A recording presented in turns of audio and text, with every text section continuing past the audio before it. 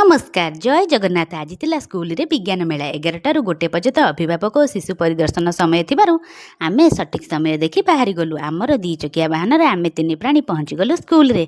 सेठी प्रथमे भारत माता तापरे माँ सरस्वती को देखि मु जाई पहुँची जाइतिली कुनी कुनी पिला मानक प्रोजेक्ट पाखरे, जहाँकि थिला प्रोजेक्ट उपरे सौर जगत, सजीव निर्जीव, जल संरक्षण, जलचक्र उपर आधारित नमूना, फास्ट एड बॉक्स, यही अनेक प्रोजेक्ट छोट छोट कुनी कुनी छुआंकर यही प्रोजेक्ट देखी बहुत खुशी लगुला। आ मनटा आनंद मन को मोहि नेला भली मीना बजार होइतिला, जेउथिरे कुनी कुनी माने सेमानकर विभिन्न खाद्य स्टॉल पकैतिले।